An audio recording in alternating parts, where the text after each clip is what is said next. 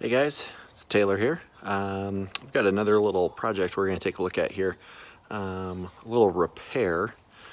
What I've got is a screen door or a storm door.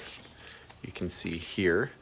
And if we look right up here at the top, you can see that this bracket where the self-closing mechanism used to attach has broken, most likely as a result of one of my children tearing through the door and slamming it harder than it should be. So what we're gonna do is we're gonna head over to my shed and see if we can't make a new little bracket to fix that so that my door will close itself. So let's head on over there. All right, so here we are over in my shed. And what I have done is I have cut a little piece of this expanded angle metal here that's pre-drilled with an assortment of holes. And what I'm hoping to do is drill a couple of new holes through here for some mounting screws so that I can attach that to the door, and then one smaller hole.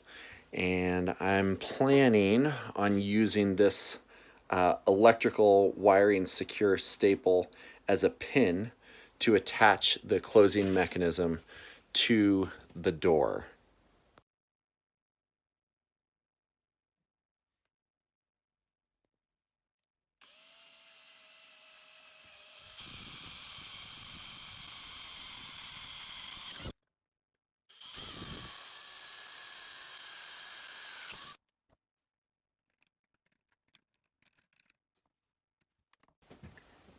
So after drilling those holes out and looking at the screws I was thinking about using, I'm actually going to change my plan here a little bit. And instead of using the screws that I was planning on using, I'm going to switch, and I've got some stainless steel screws here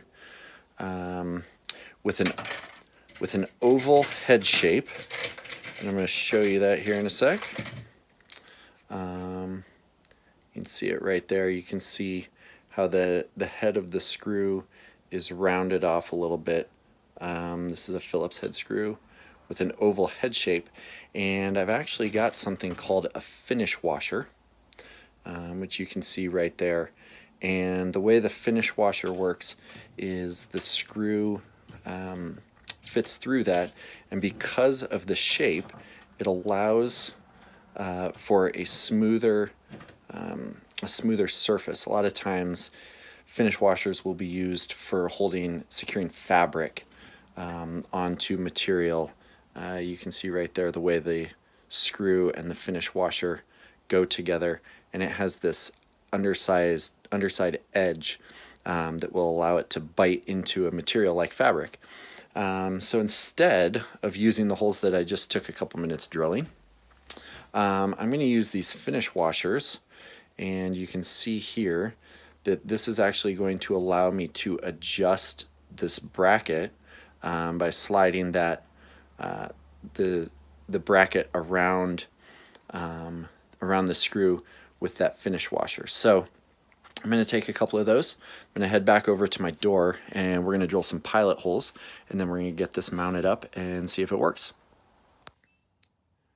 Okay, so we're back over here at the door, and the thing that I want to make sure I do is not drill all the way through the door so that there's a hole on the outside. So I'm going to take a little measurement here.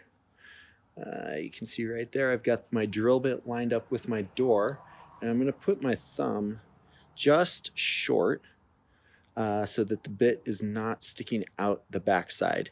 And then what I'm going to do is take some blue painter's tape and put a little flag on the drill bit right there so that I know how deep I can drill my hole without coming out the other side. So I'm going to get that set up. So here on my drill you can see I've got the tape flag on there.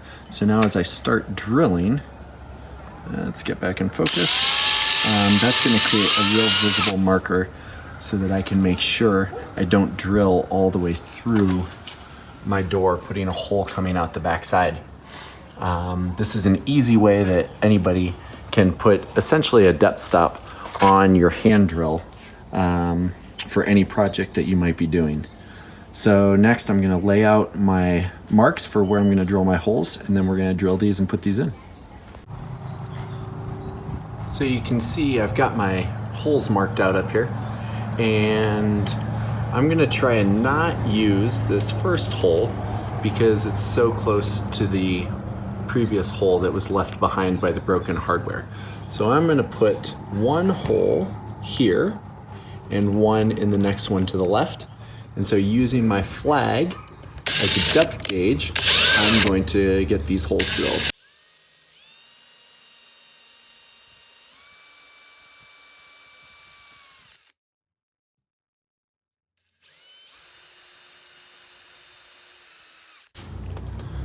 And by drilling in the center, I'm gonna give myself a little adjustability for my hardware to get it exactly where I want it.